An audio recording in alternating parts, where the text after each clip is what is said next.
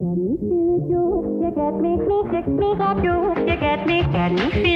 I'm Corey Nathan, and this is Talking Politics and Religion Without Killing Each Other.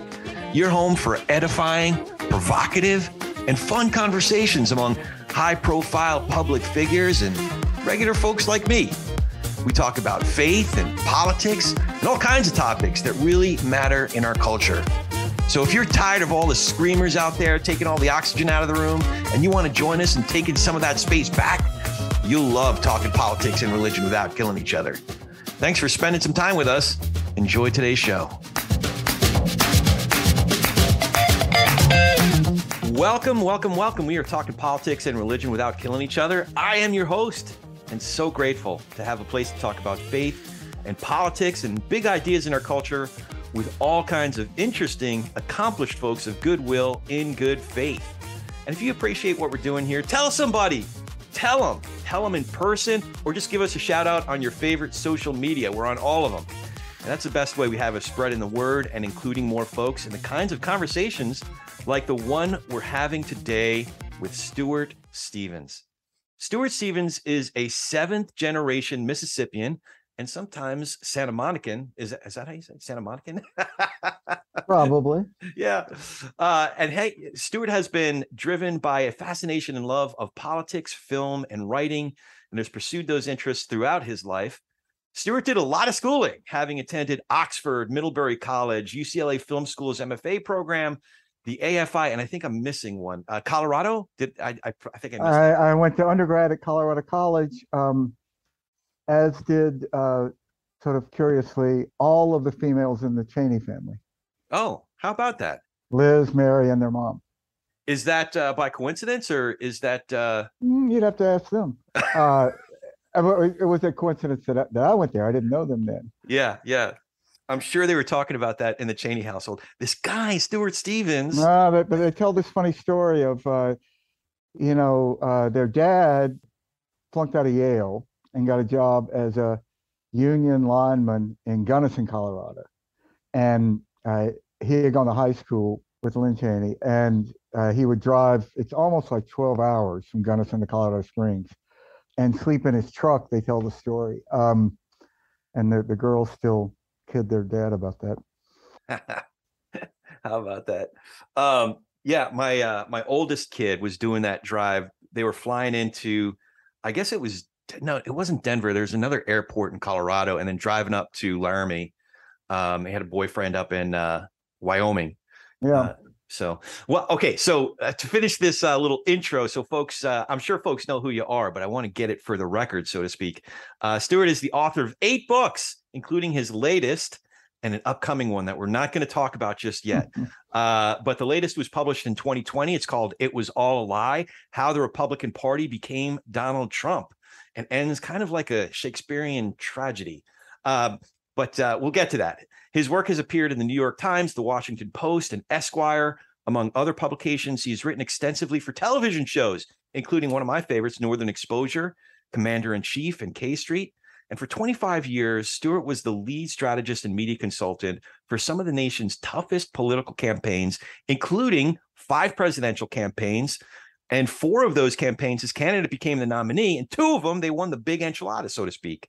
Now, I'm not sure if we'll get to this, but Stuart has a longtime interest in endurance sports, which he says he pursues badly and coming from a little bit of it just now. But we will certainly be talking about another endurance sport called campaigns, as well as Stuart's work with the Lincoln Project, where he currently serves as an advisor. Stuart Stevens, thank you so much for joining us. How you doing? Thanks for asking me to the party, man. Yeah, it's great to have you. I wanted to start, you made a very brief mention in the latest book that basically prompted me to go start reading the last season. It was a turn in your father's career. You said, my dad was in the FBI when Hoover ordered the roundup of Asian Americans. Right. He hated it and quit, joined the Navy, and spent the next 3 years fighting in the South Pacific. Like so many, he didn't talk a lot about the war, but when it came to leaving the FBI, this is the key. He told me once, you can always say no. So I just love to hear more about your dad and how his choices influenced your own. Well, my dad was sort of a quintessential greatest generation figure. I mean, he's both extraordinary and very normal. I mean, there are, hundreds of thousands, if not millions, like him. Grew up in Mississippi, went to Ole Miss Law School, then became an FBI agent. There was some connection with someone in the FBI to Ole Miss. I never quite got it straight because another friend of his, also a law school buddy, went into the FBI, and they both ended up stationed in Manhattan. And he was having the time of his life. He was running around like chasing would-be German spies and going to the theater every night. Wow. I mean, for a guy from Mississippi, this was like a dream job. And, I lived in New York for a million years, and I could always call him. And if I was going some obscure place, obscure to me, where I'd never been on the subway system, I could always call him and he would know because the subway system basically hadn't changed since 1945. And he would get on the subway and go all these weird places when he was chasing spies. But then he was, when they ordered the roundup of Asian Americans, he did it for a day and then he quit, joined the Navy. Never talked about the war much, but had a hard war, if there's such thing as an easy war. Spent 3 years in the South Pacific. A lot of this I learned, the World War II Museum in New Orleans, which is a wonderful thing. It's just wonderful. To my mind, it's the best part of New Orleans. Has an oral history program. And they made a concerted effort to go around, they probably still are, though there's not many left, interviewing World War II veterans. And they have accumulated a database.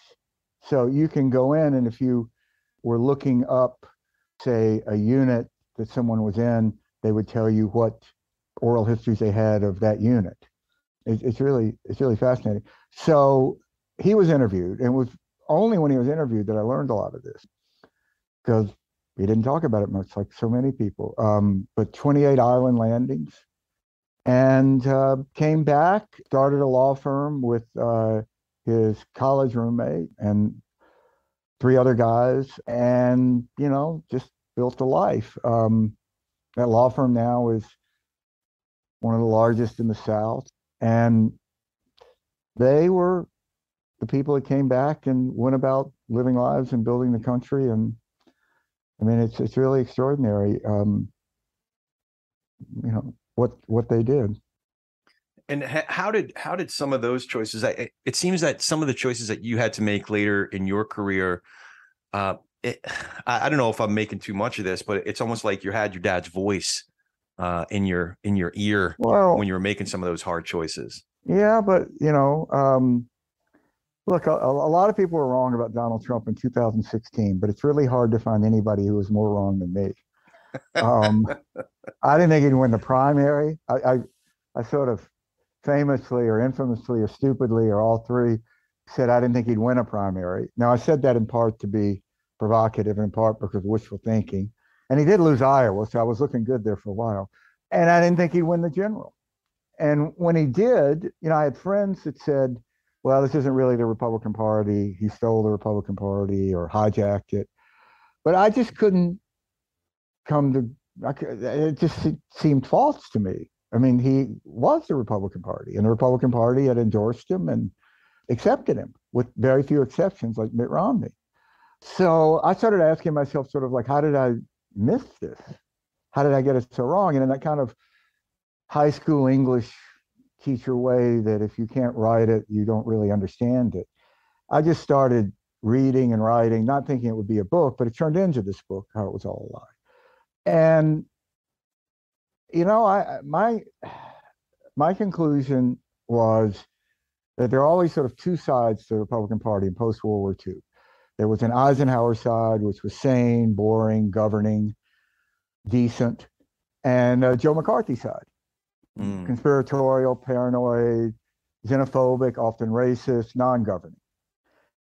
And I think, I know I did, and I think sort of in my group, those of us who were sort of drawn to George W. Bush and compassionate conservatism, I think it's fair to say that we all assumed that we were the dominant genes. And we saw this dark side, but we thought we would emerge as the future of the party, if only because the party would have to change or have to go our way because the country was changing so rapidly. I mean, I thought about it one day when I was in the gym and I was watching Nicole Wallace, and there used to be literally a group of us used to sit in the same room in Bush headquarters. Me, Nicole, um, Matthew Dowd, was on ABC for a long time. Mike Gerson, Pete Wayner. Mike Gerson, Pete Wayner, Mark McKinnon. Yeah. And we all ended up in the same place about Trump without ever talking about it. It was just so the antithesis of everything that we believed in.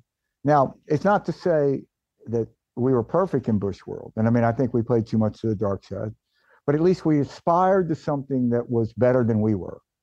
Right. And we, I think to some degree, acknowledged our failures. Ken Mehlman, who was chairman of the party in 2005, went to the NAACP and apologized for the Southern strategy. Now, Bush didn't get much more of the African American, really didn't get any more of the African American vote than Trump. But does that matter? I think it matters, because at a certain point, the party really embraced white grievance. So, I look back with a lot of regrets. There seem to be two kinds of people in the world: those that go through life without regrets, and then people like me. Because there's a certain trope of book that people write about Washington and politics, like if only they had listened to me, trying to settle scores, and if only they'd listened to me. Well, I couldn't write that book because they did listen to me. I helped elect more of these people than any other consultant or any other consulting firm, and I just never thought what would happen happened. And I didn't want to write a book, and I don't want to now blame anyone else. Yeah. So one of the things that really drew me to the Republican Party was this sense of personal responsibility, which of course turned out to be a total fraud. But I don't know how to begin to try to reclaim that without taking personal responsibility. So, the first sentence of my book basically is blame me. I was part of it.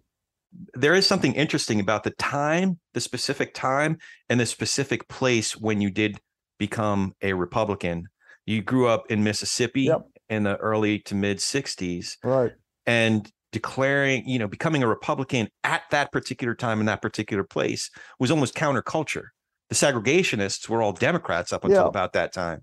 Most of the Democratic Party was segregationist, and certainly the Democratic Party power structure. And there was a young, really sort of good guy, classic Rotarian kind of young lawyer named Thad Cochran, who ran for Congress as a Republican, who ran for Congress as a Republican. Yeah.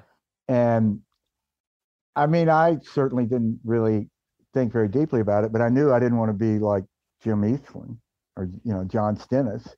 And Cochran was this young, very attractive guy. He's friends of my family. So I worked in that race. And then I kind of became a Republican. And, in politics, once you start to work on one side, it's really difficult, if you do it professionally, to switch, because you end up not being trusted by either side. And I really didn't think a lot about policy, to be honest. I mean, I never was a guy who, as we would say, went inside. I never worked in government. There's some people who can do this well, both sides. I think Karl Rove did a very good job, and he was brilliant in campaigns. Brilliant. People don't really understand Karl. I think Karl is a genius. David Axelrod seemed to do it well, but I knew I would always suck at being in government, so I didn't want to go in. To me, it was about winning or losing. And I felt good when I won, and I felt bad when I lost. It was very simple. And I liked the definitiveness of it. I mean, in regular advertising, if you're trying to say up deposits of a bank 50% and you up them 49.99%, you probably think that you did a good job. In politics, you like jump out of a window. Yeah, you either win or lose, period. Either win or lose. And I like that. I think like a lot of people in sports and politics, you quickly realize the pain of losing is greater than the pleasure of winning. But it's partly the desire to avoid that pain that drives you. I think that was the longtime manager of the Pirates. He said that, and he was just more recently manager. Why am I forgetting his name? He's Leland, Jim Leland. Right. When's it time to retire? When it doesn't hurt as bad to lose as it feels good to win, or something along those lines. I have to go look that up. I've never heard that. Yeah. So, I liked campaigns because I could do them and then it was over, and I could pursue other parts of my life, writing and a lot of travel writing that I did. I was really fascinated by the travel writing genre. But in retrospect, I should have thought more about this, about where the party was headed. I'm not sure what I would have done about it. I mean, I liked everyone I worked for.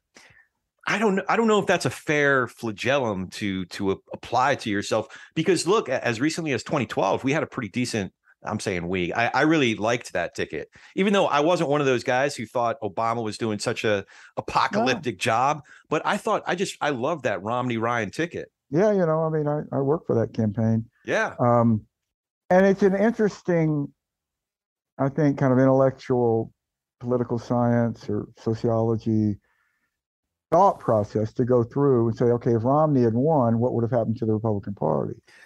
So I'll tell you, and this is just very in my little tiny world. My dad, lifelong liberal. I don't think he's ever voted for a Republican in his life, but he now looks back and says he wishes that he voted for Romney, because he knows that Romney would have done a competent job, albeit, having policies that were vastly different than his own preferences, but doing a competent job would have won him a second term. And that would have avoided, save the country from the Trumpification of the Republican Party, and Trumpification of a large part of the country. I think about it a lot, like in the 30s when there was a huge fascist movement in America. Why didn't America become fascist? And probably because FDR was president, not Lindbergh. Oh, that's interesting. Maybe what we used to learn in civics classes, when we still had civics classes, that leaders matter. Maybe that turned out to be true. But, the only sort of intellectually honest conclusion that I can come to about Trump is that he didn't change the party. He revealed the party. And he gave permission to people to be their worst selves. And that's an easy thing for people to embrace, because it's always easy to be your worst self. And Trump validated that. Trump said that little spurt of road rage you feel if somebody cuts you off, like, if you let them do that, you're a sucker. That your best self is if you go and you do whatever it takes to, not let that happen. And it's antithetical to most of the lessons we have in life from most of our teachers, coaches, Cub Scout leaders, Boy Scout leaders, but the party embraced that. And I think that it was a dark side that Trump validated. I think had Mitt been president, he would not have, I know he wouldn't have taken the party in that direction, and I think it would have gone in a different direction. But, one of the interesting things is, not to get too in the weeds, but, Romney lost with 57.2% of the electorate. Trump won with 56.1%. With less. Yeah. So the main reason Trump won is he ran in a year in which you could win 56.1%. And one of the reasons I thought Trump would lose is I didn't think that there were enough white voters that would mobilize to vote for him. And I was wrong. And Trump got a lot of these voters to turn out, these low propensity voters, by a anti-Muslim racist appeal. And, you could sit in a room, I spent a year and a half doing this, looking at polls in Romney's race, and you could see that there was a segment of the population, of the Republican electorate, that would be moved by that kind of appeal. Romney never would even consider, we never even talked about it. I would have thought, if you just asked me, I would have thought that whatever you gained, if you went that direction, you would lose from college-educated Republicans who are more moderate. So even if you wanted to do that, it's a purely tactical question. Right. Well, the loss would have been greater than the gain. But it turned out to be wrong. And Trump I think because he was embraced for the most part by the party establishment, was able to have both. And he kept college-educated Republicans, though he won them with a lot less degree. I mean, ultimately, this is all about race, which is something people kind of don't talk about enough and don't grasp enough. I mean, so 1980, Ronald Reagan wins this sweeping landslide, what, like, I don't know, 44 states or something, with 58% of the white vote. 2008, John McCain loses a not very close race with 58% of the white vote. So there you have it. Yeah. 85% of Trump's coalition in 2020 was white. The country is somewhere between 57 and 60% white. And since we've been on this podcast, it's less white. And we're headed to a majority country. Right. And the Republican Party had a critical decision. Would it do what it took to appeal to more non-white voters? Or would it go down another path of trying to maximize white voters through racist, xenophobic appeal and make it harder for non-white voters to vote? And tragically, it went the second route. And ultimately, everything about election denial and everything is about race. I mean, if you look at the areas that they talked about there being these illegal votes, they're all heavily African-American areas: Philadelphia, Atlanta, Detroit. Yeah. You know, nobody said, like, there's a lot of illegal votes in Pensacola. I mean, it was, like, or, nice suburbs of Atlanta. Marietta. Yeah. So, and then, when I talk about this with my Republican friends, they quickly say, and it's a fair comment, well, look, sir, are you telling me, well, they used to say 67 million, that's what Trump got. Now they say, what did he get the second time? 70 million, 70, whatever he got. They say, you really think there's 70 million plus racists in the country? And my answer is, well, actually, I do think there are 70 million racists in the country, but I don't think that you had to be a racist to vote for Trump. I think that having a racist, something was more important to you than having a racist as president. Right. Because it was very difficult to deny that Trump was a racist. Yes. And I think you deal with that throughout the book. And you also give it historical context. I was gonna ask you about there was one section of the book when you talk about this historical figure named Franz von Papen. Yep. Do you remember? Could you share with the audience? Franz von Papen was the Prussian aristocrat who, more probably than any other political leader in Germany, ushered in Hitler. And he wrote a fascinating memoir, which, for reasons I don't understand, you can get on Kindle today, so you can download it. In 1953, it was published in 1954, he wrote this, right? So 1953, you could look back at the previous, history of Germany, and things had gone a little sideways, right? A little bit. Yeah. World War II, 100 million dead. And he still was defending it. And his defense and logic was, you have to understand that we, the aristocrats, had lost touch with the German working class. And they were either going to become Bolshevik, or we had to unite with Hitler because he would keep them and they would not become Bolshevik. And we did the right thing at the time. Now, we lost a little control of it. And I think it's directly analogous to the Mitch McConnells, all of the Republican establishment that thought they could control Trump. And this is how you're Mitch McConnell. You wake up on January 5th, 2021, and you're majority leader. You wake up on January 6th, 2021, you're minority leader, and you're running for your life in your own office. Right. So there's always this idea that you could sort of ride this tiger. It never proves to be the case. And, it's a Faustian bargain. What people forget about Mephistopheles is not only does he not deliver, not only does he take your soul, he doesn't deliver. Right. So I think it's directly analogous. People say we can't talk about World War II. I think you have to. It's just not to say what's going to happen here. It's going to be like World War II. But I think the compromises and moral failures of much of the Republican Party is directly analogous to what happened in Germany, with the good Germans. Another illustration or analogy that you make is, listen, I have friends that are still strong supporters of Trump, and I think it has more to do with who they're listening to on the radio. They're big Dan Bongino fans, or even Ben Shapiro fans. I wouldn't necessarily put them in exactly the same class, but they say, well, what about the judges? And what about Jerusalem instead of Tel Aviv? And what about taxes? And do you remember the analogy that you made about at a wedding? Do you remember that? It just really struck me that listen, if you're at a wedding and there is a mass, the war breaks out between the two families, between the bride and the groom's family, and there are several dead, but they still end up taking their vows. You can't say, well, at least they took their vows. I'm ruining it, but it was something along those lines. Well, look, I mean, how did the whole judges thing work out? Did it really work out? The Supreme Court, now the Supreme Court is at its lowest level of respect in American history because McConnell lied, the way that they appointed these judges and rammed them through.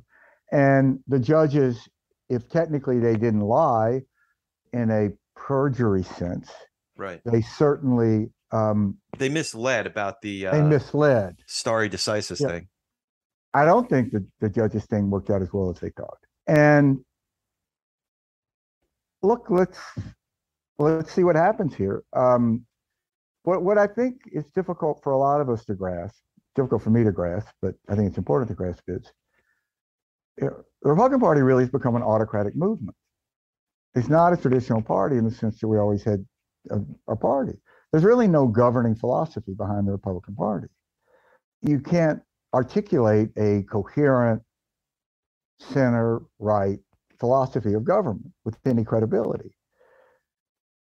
Say what you will about Elizabeth Warren, she can articulate a center-left theory of government and defend it. You can argue with her. You may think it's terrible, but there is some theory of government there. And this is how you end up with people, like Herschel Walker or like J.D. Vance, who's really just sort of a better educated version of Herschel Walker. But I believe that we are at the greatest danger point we've had for democracy since 1860. And part of the problem about this is talking about it, because you always sound alarmist. And it's kind of like a pandemic. Whatever you say at the beginning will be alarmist, but at the end is inadequate. So you look at these election deniers, and most Republicans, just to be clear, are election deniers of one sort. Yeah. Because if you're not willing to assert that Donald Trump lost a free and fair election, you are an election denier. Right. So Ron DeSantis doesn't go out there and talk about this, but Ron DeSantis won't say Donald Trump lost a free and fair election. Very few will. And there's not one Republican that I'm aware of on the ballot who, and for Congress or Senate, who has said they will not support Donald Trump if he's the nominee. So just even knowing everything we know now, right, which is just extraordinary. But what happens in this is the normalizations of the extremes. There are always these freaks around the Republican Party, right? The Steve Bannons, right? The Kellyanne Conways, the Stephen Millers, the Corey Lewandowski. It's not like these people woke up in 2016 and wanted to get involved in presidential politics. They were always trying to get involved. Yeah. I mean, I have an answering machine from 2000. We still had the answering machines, probably somewhere in storage, that has messages from Steve Bannon, like begging to get involved. But just nobody would let them. Mm. And it is like Germany, Trump let these freaks and weirdos, Jason Miller, who was my intern, in the White House, Serb Gorka. And that is what the party has become. And parties in our system need to perform a circuit breaker function. And the Republican Party never pulled a circuit breaker. So you cite extensively a really academic, a great thorough scholarly work called "How Democracies Die," yep. And I'll put it in the show notes and link it to the authors. But this is really interesting. So your citation is this is from "How Democracies Die." We should worry when a politician, one, rejects in words or action the democratic rules of the game. 2, denies the legitimacy of opponents. 3, tolerates or encourages violence. Or 4, indicates a willingness to curtail the civil liberties of opponents, including the media. Now, It Was All a Lie came out in 2020. And you actually took inventory of specific reasons Trump had given us to that point to really worry. But just a couple of years removed from that, though, that accounting looks quaint in comparison. Those guys, those Harvard professors, have a new book coming out in January. Okay. And they interviewed me for that book. Okay. And we were sort of laughing. I said, "Your book turned out to be way over optimistic." Yeah. And they were saying, "Look, when we wrote this thing, our editor said, like, isn't this a little too much? Isn't this a little dark? And, wait till you read our next book." Right. I mean, we're ahead of schedule. And, I think the greatest danger is not recognizing the greatest danger. And when you look at when democracy slide into autocracy, one of the elements seems to always be that those who are pro-democratic can't imagine it being any other way. Mm-hmm. It's very difficult. And it doesn't happen. I mean, they write about this in How Democracies Die. Anne Applebaum wrote this beautiful book called Twilight of Democracy, where she uses Hungary as a model of what could happen in the United States. I go around and pass out these books like watchtowers and airports to random strangers, I just think if everybody read them, it would be so obvious. But, modern democracies tend not to die in violent coups. It's not like India and Chile, the palace is bombed. It's at the ballot box and in the courtroom. So if Georgia passes a law that the state legislature can overturn the popular vote, when the state legislature overturns a popular vote, it's not illegal. That's a case coming up in the Supreme Court this term. It's a North Carolina law that, what is the doctrine? It's the state, I forgot the name of it, but it's basically the state legislature can do whatever the fuck they want. And you look at, I worked a lot in the Republican Party in Pennsylvania. So I worked for Tom Ridge, who's the last Republican governor reelected in Pennsylvania, right? So now you have this lunatic Doug Mastriano, who's the Republican nominee, who probably will lose, but as I say, in a world when Donald Trump can be president, anything can happen. Anything can happen. And Mastriano is, he's not only at the insurrection, he not only crossed police lines, he not only lied to the FBI about it, he paid for others to go to the Capitol as part of the coup. Yeah. And he is straight up 100% not trying to hide this. And in Pennsylvania, the governor appoints a Secretary of State. And he's basically said, I'm going to appoint the person to make sure that whoever I want to win will win. Yeah. And that could happen. It's such a contrast. You look at Kerry Lake.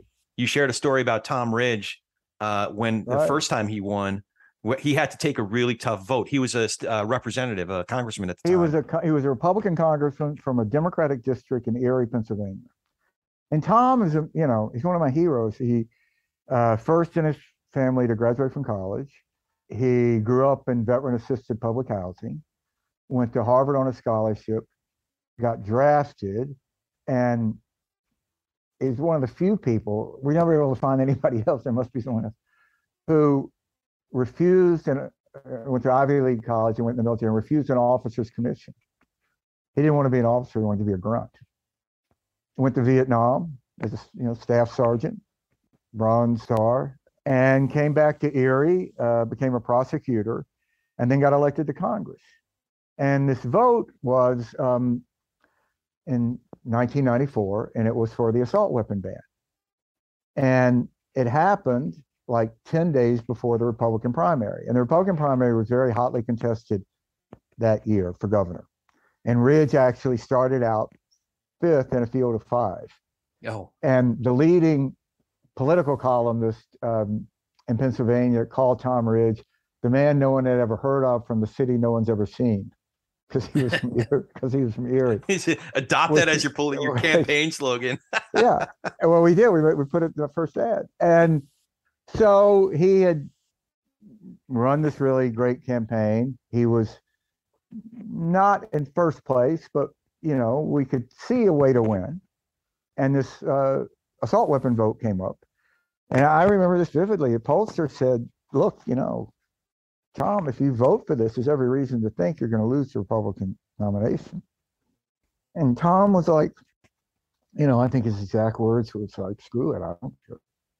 Yeah. And, he was a prosecutor. He saw too many people get shot and killed and maimed with guns, with assault weapons. And he voted for it. I think he's one of 30 something, 38 maybe, Republicans who voted for it. And that, that's what I just don't understand. There's so many of these people I helped elect, and I don't understand. Being a senator is actually a pretty lousy job, and being a congressman is a worse job. You have to probably be away from your family a lot. It's incredibly demanding. You don't get to control your schedule unless you're a majority leader or minority leader. You have to deal with all these lunatics that are your colleagues.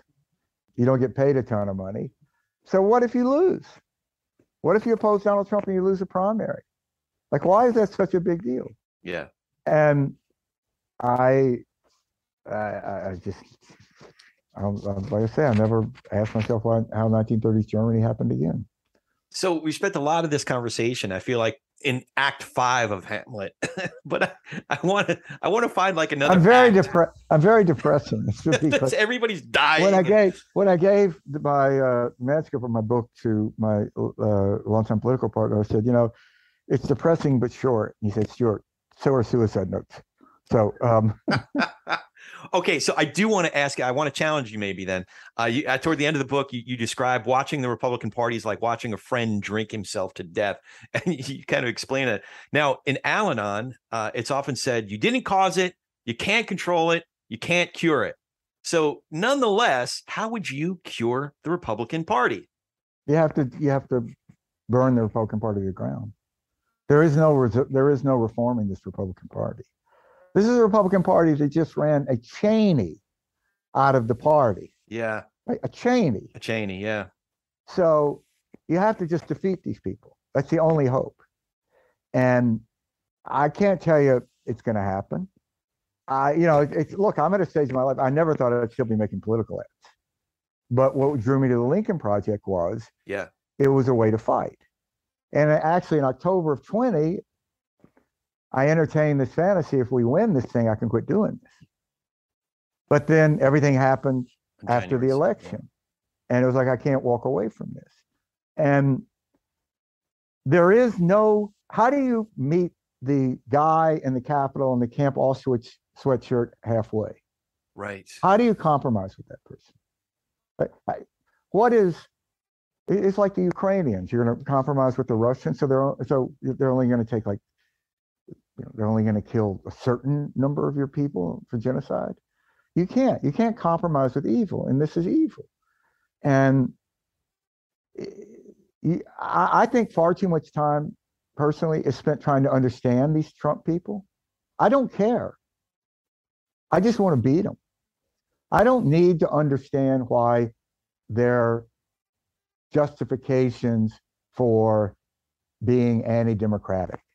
If you go back and you look at David Duke, when David Duke almost got elected governor, in Louisiana, go read those articles. They're fascinating. It was all about economically depressed Louisiana white voters, which was bullshit. It wasn't about that. It was about race. White grievance. Donald Trump's, all this stuff that Donald Trump awakened some middle class or lower white middle class voters. Look, Donald Trump won one economic group in 2020, and that's those that make 100,000 or more a year. He lost every other group. Mitt Romney, when he ran in 2012, Mitt won $50,000 to $100,000. He actually won a lot more middle class voters than Trump did. So I don't buy this idea that it is any of these justifications that people give. They're economically depressed. What about African Americans, right? So African Americans, the most economically depressed group in America by society, by law, by economic median income, power, medium wealth, income. yeah. You know, they were killed, murdered, tortured, not to vote. So I don't see it, you know, they didn't storm the Capitol. They didn't give up. They kept working in the system and registering voters. And so I respect that. I don't respect these Trump people. I really don't care what they think. Mm. I think it's evil. And you know, you could sit there and you could say, well, you know, anti-Semitism is a lot of roots, you know, maybe this. I don't care. It was, you know, in the 30s it was anti-Semitic. It's anti-Semitic today. Right. So you just have to defeat these people. I do want to ask you a little bit about what the Lincoln Project is working on for the midterms and then beyond into 2024. Yeah. But I would be remiss if I didn't have you address. And Reed Galen actually came on our program in the spring of 21, and he talked about it was really not too long after a bunch of those scandals came out. Right. Yeah. So could you for our audience summarize some of the trouble, what some of the trouble was, perhaps some of the mistakes the organization made? And listen, I think I have a good perspective on this because, you know, when the Lincoln Project started, well, everybody knows everybody in this weird world of politics, you know. And yeah, I was dating you and Rick back to Connie Mack's campaign or something like that. Yeah, I mean, yeah, it's very small world. So Steve called me about joining the Lincoln Project, but you know, I was one of these guys that said, why doesn't somebody primary Trump? So Bill Weld, who used to be governor of Massachusetts, and was one of my first clients. Okay. And Weld was a huge win, and he won in 1990. He was the first Republican elected in 20 plus years. We forget that because there's been a string of Republican governors since then.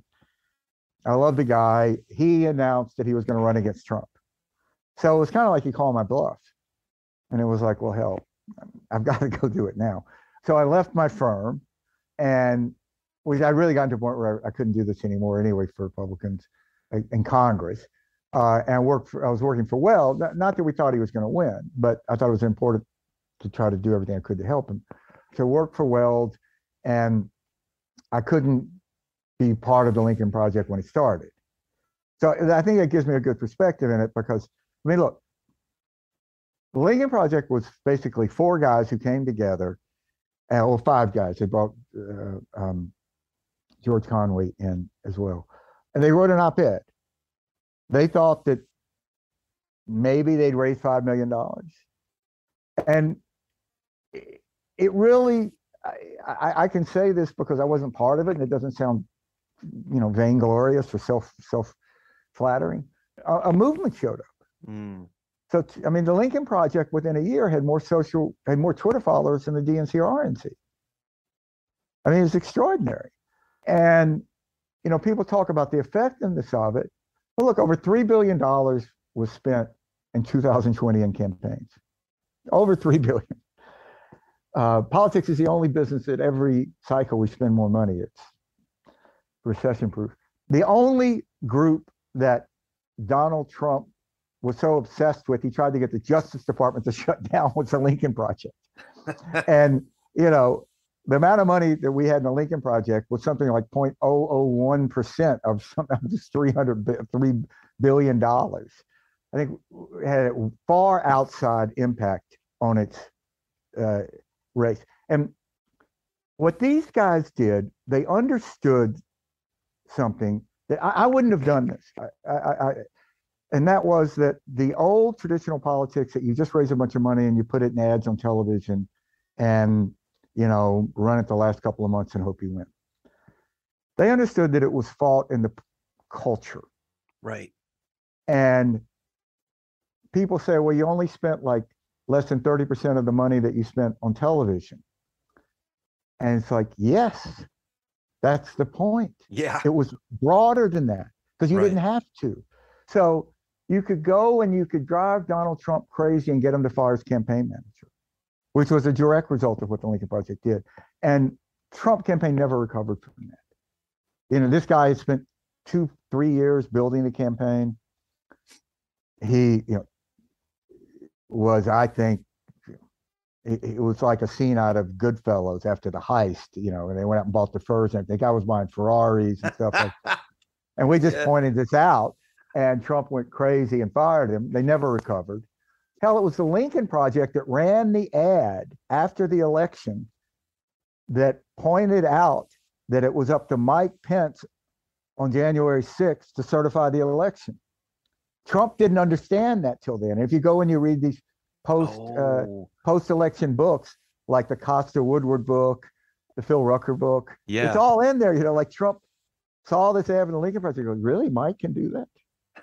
You know? That's so interesting. Yeah, because he's not studying up on his civics. He's watching 15-second ads. You know, like I mean, the guy, and you know, he's so incredibly ignorant.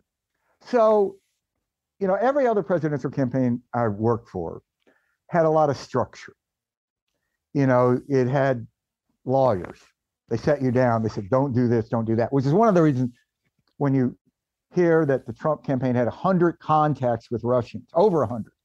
It's the most mind-boggling thing involved in politics. I mean, anybody who worked in any presidential campaign, Democrat, Republican, whatever, I mean, that's like, you know, it's just like a mind-boggling. I mean, any other campaign, if a Russian had approached you, you would have gone immediately to the council, who would immediately have gone to the FBI.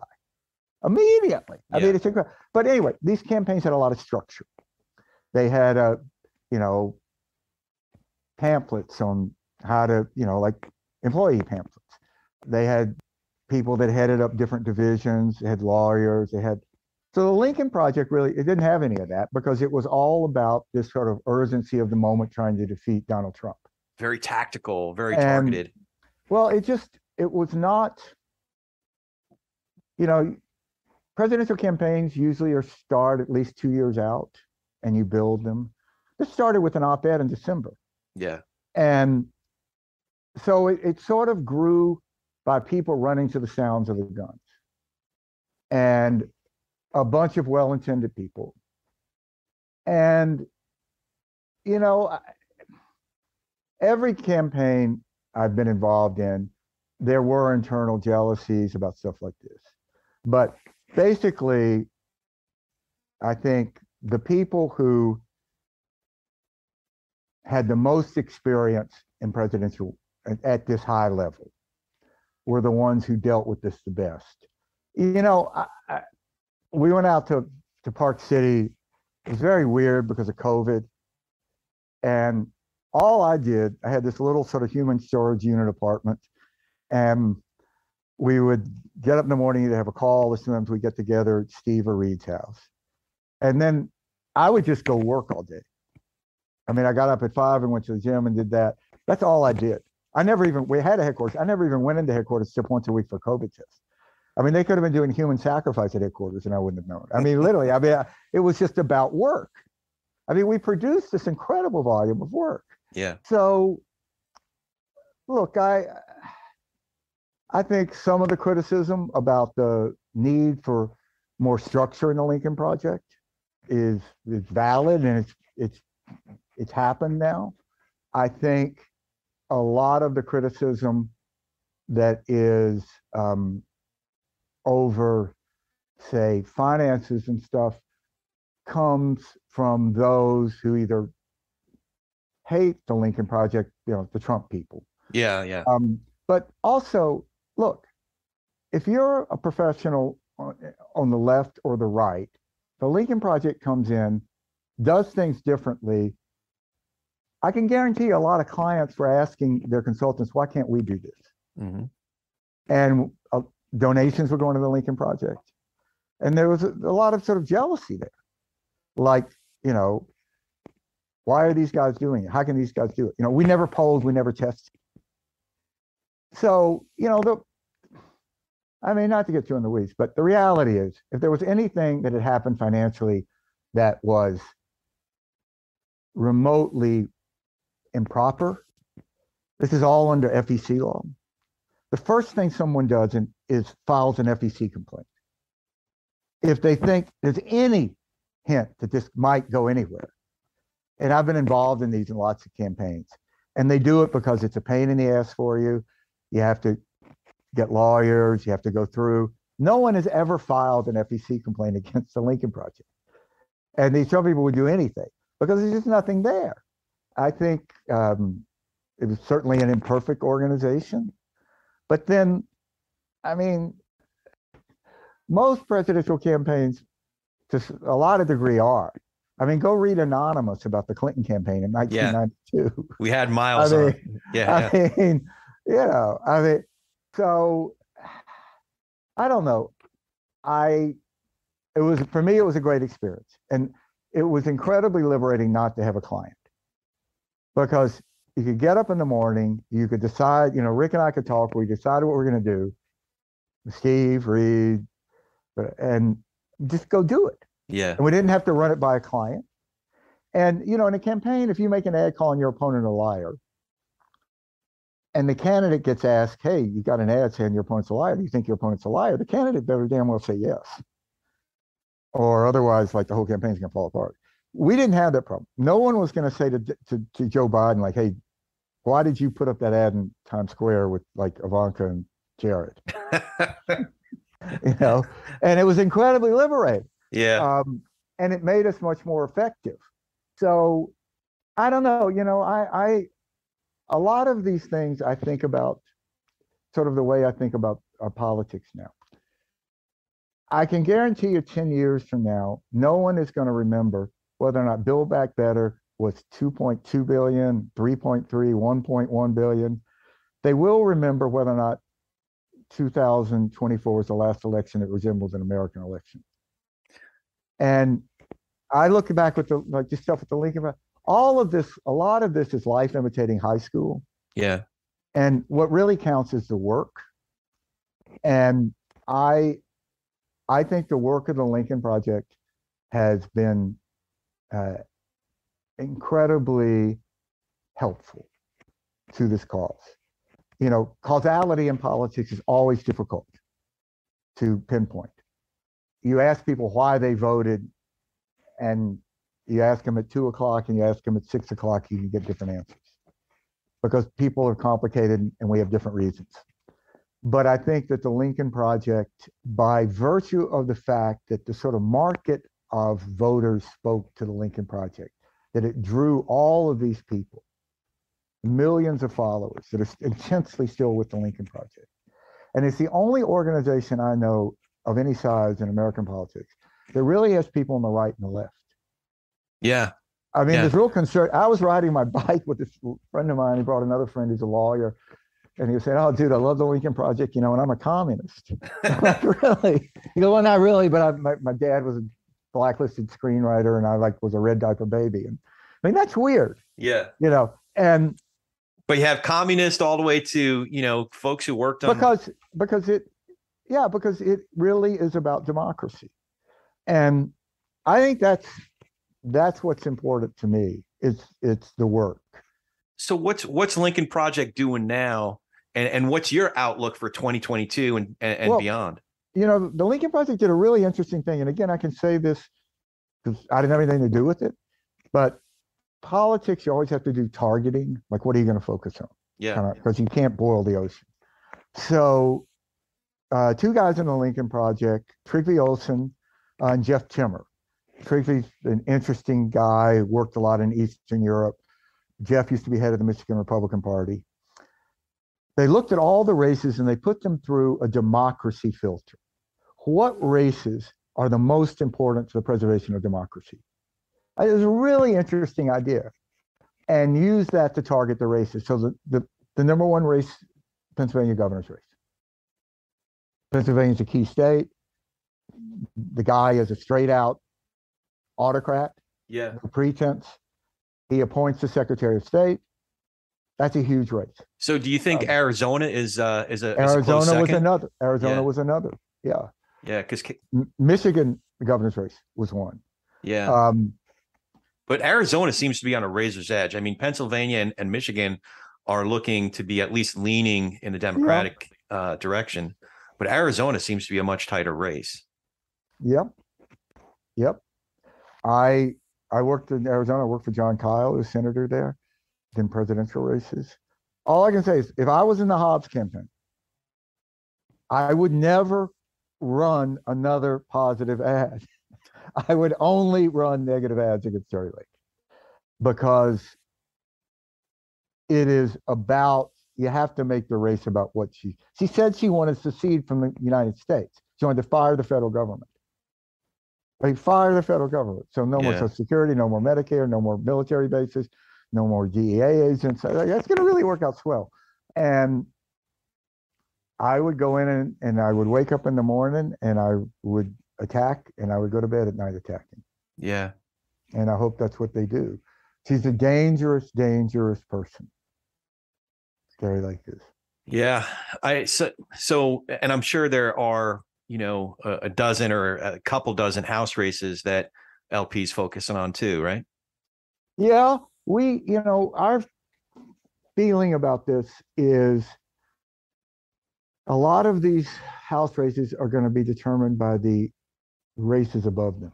Mm. And that in a scale of efficiency, given resources, and like most organizations, we have less resources now than we did in 20. It's not that we're not focusing on, but the best thing you can do, say in Michigan, is try to increase the odds of the governor winning. That affects turnout. Right. It would require in close races to really be a down ticket overvote, which happens, but it's rare.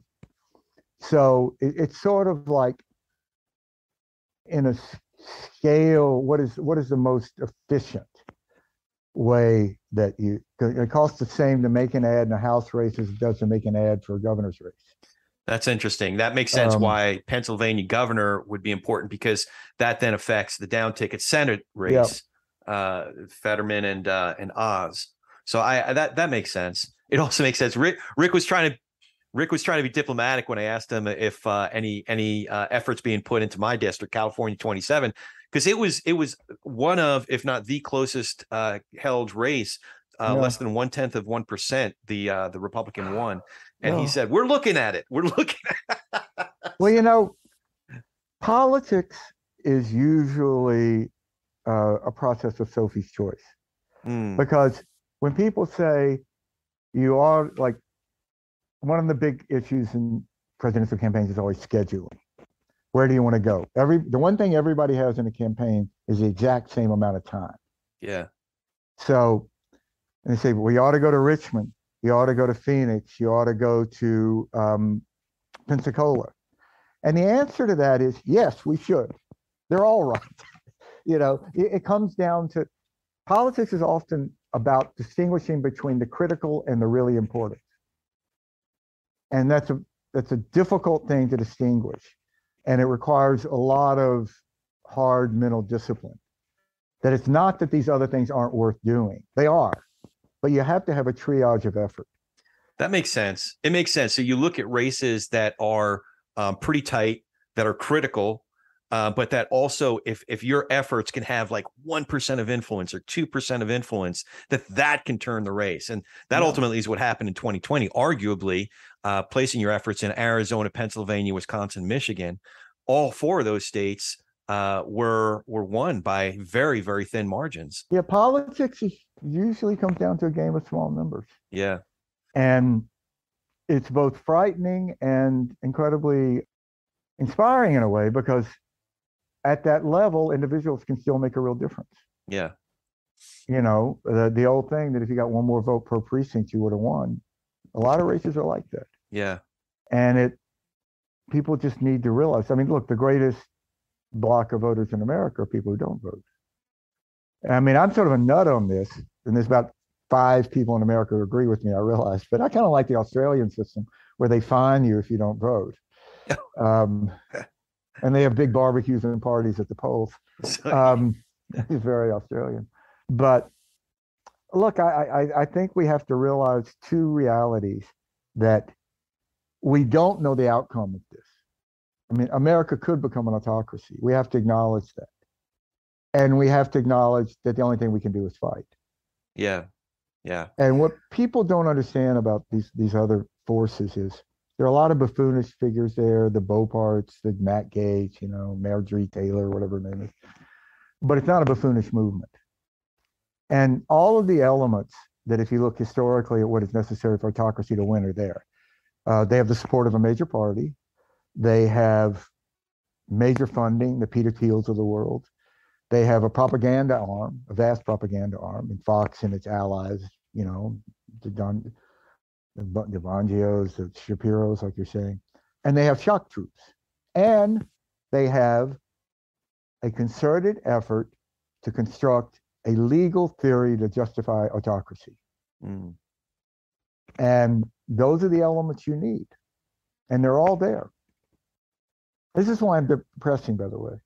Yeah, no, I don't know where to take. Well, what I will say is that in 2020, the institutions held, if ever just barely, like so we talked about the judges, those very same judges, there are at least a couple that came before the Supreme Court and unanimously were dismissed. Yeah. I don't want to have rose-colored glasses, so I'm aware that 2020 might have just been the practice run. And here's another thing to think about: 57% of Republicans in the House voted not to certify. Yeah, no, our own. That's why I'm passionate about California 27, because despite what he says about being a moderate Republican, he voted to overturn other states' proper elections. Yeah. Pennsylvania on that night, Arizona the next day. There's no reason to think that next time it's not going to be 75%. Yeah. Yeah. No, that's how this election's going, is literally hundreds of candidates are on the ballot that are election deniers. So it is, we are at a critical moment. So I'm afraid to ask you, more of your outlook, because, like I said, we spent enough time in the apocalypse right now. But well, look, I think it's winnable, and I think it's losable. All right. Well, let's look. I think it's certainly winnable. Well, let's win it. There are more of us than there are them. Yeah. Yeah. And listen, we're, guys like me are in an interesting position, because I've said this before, where Christy Smith, the Democratic candidate for this House race, is someone who has policies that we defer about 75% of the time, if not more. But the one thing that we agree on for sure is democracy itself. Hey, I got asked this question quite a lot in 2020. Yeah, but what if Bernie Sanders was a nominee instead of Biden? And my answer was, I'd vote for Bernie in a heartbeat. And I live in Vermont. I went to college, graduate school in Middlebury. Yeah. I can remember riding my bicycle down the main street in Burlington, and there was this lunatic out there ranting about rent control, and it was Bernie running for mayor. and he won by 8 votes. How about that? They called him Red Bernie. He was actually a pretty good mayor. So, but I would have voted for Bernie in a heartbeat. It's interesting, because I live in California, so it's a theoretical question for me. But if I was living in one of my favorite counties, Bucks County, where the vote would have really counted, I definitely, in 2020, it would have been no question. 2016, I think I would have made that mistake of voting for a third-party candidate. Because I thought it was such an obvious slam dunk that Hillary was going to win, that I could afford to vote my conscience. That is one of the realities of Donald Trump. Donald Trump has always benefited from the inability to imagine Donald Trump. Yeah. Yeah. You couldn't imagine a guy who talked in public about having sex with his daughter winning the Republican nomination. Yeah. And you couldn't imagine a guy who, after the Hollywood Access tapes or Access Hollywood tapes, getting elected president, but he did. It's funny. I knew that we were in trouble in August of 2015. So the prior cycle, the Republican Party went through this process of there was like a favorite candidate of the month. It was Herman Cain, and then Michelle Bachmann and Sarah Palin. But I had a feeling that Romney, eventually the sane candidate, would get the nomination. But in 2015, August 2015, when Trump said, "I like my soldiers, you don't get caught," about McCain, and then he was still, a month later, he was still leading the polls, I thought, "Oh, baby, we're in trouble now."